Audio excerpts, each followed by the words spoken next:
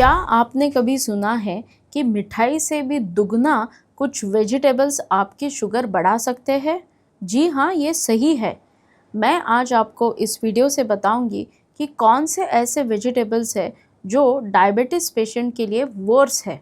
इस वीडियो को अंत तक देखिए। पहला है जो काफ़ी कॉमन है और हर एक घर में पाया जाता है, वो है आलू।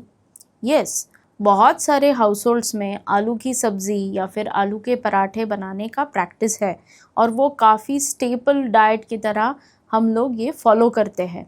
लेकिन डायबिटीज़ पेशेंट्स के लिए आलू इतना फ्रेंडली नहीं है, क्योंकि आलू में काफ़ी हाई स्टार्च कार्बोहाइड्रेट प्रेजेंट रहता है और ये हाई कार्बोहाइड्रेट आपके ब्लड स्ट्रीम में एकदम से चला जाता है और जिसकी वजह से शुगर स्पाइक हो सकती है इंस्टेंटेनियसली। और यही नहीं, वो इंसुलिन रेजिस्टेंस भी बढ़ाता है, क्योंकि आलू का जो जीआई इंडेक्स है वो 86 है और वो काफ़ी हाई है। आप आलू को रोस्ट कीजिए, फ्राई कीजिए, बेक कीजिए, बॉईल कीजिए, किसी भी प्रोसेस से आप बनाइए, लेकिन उसका कार्बोहाइड्रेट कंटेंट कम नहीं होने वाला है, वो उतना ही रहने वाला है। आलू में ज़्यादातर कुछ फाइबर्स प्रेजेंट ही नहीं रहते और जो भी है वो है ओनली स्टार्ची कार्बोहाइड्रेट्स, जो डायबिटीज़ पेशेंट्स के लिए बिल्कुल ही अनहेल्दी है। तो आपको आपके डाइट से आलू को अवॉइड करना चाहिए, स्पेशली जो प्री डायबिटिक भी है और जो डायबिटिक भी है और जिनका HbA1c डिरेंज्ड है। दूसरा है स्वीट कॉर्न। हम स्वीट कॉर्न अगर रेनी सीज़न हो या फिर विंटर का मौसम हो तो भुट्टा खाने का बहुत बार मन हो जाता है, या फिर स्वीट कॉर्न, उबले हुए स्वीट कॉर्न खाने का भी काफ़ी मन हो जाता है। लेकिन ये डायबिटीज़ पेशेंट्स के लिए इतना एडवाइजेबल नहीं है, क्योंकि कार्बोहाइड्रेट कंटेंट काफ़ी हाई होता है।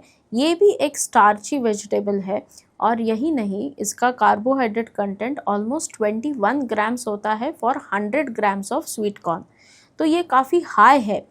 आई अंडरस्टैंड इसमें थोड़े से फाइबर्स प्रेजेंट है, थोड़ा मिनरल्स है, थोड़े विटामिन्स है, लेकिन कार्बोहाइड्रेट के प्रोपोर्शन में ये सारे न्यूट्रिएंट्स काफ़ी कम है।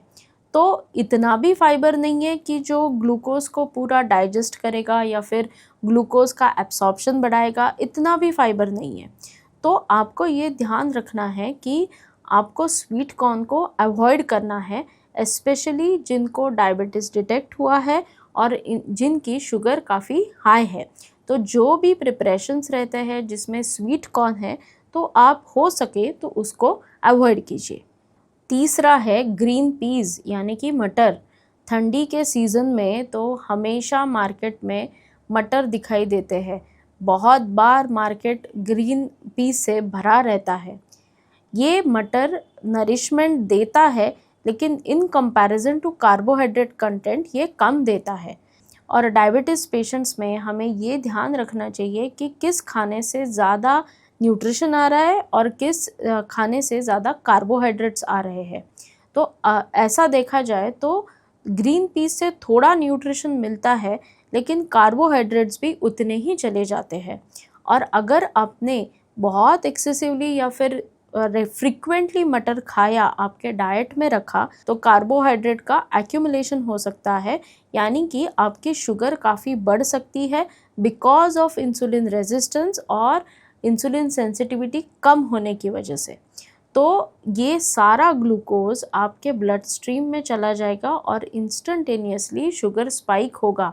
तो विंटर के सीज़न में अगर मटर आते भी है मार्केट में, तो आपको ये ध्यान रखना है कि अगर आपको डायबिटीज़ है तो आपको काफ़ी कम पोर्शन में खाना है, हो सके तो अवॉइड भी करना है।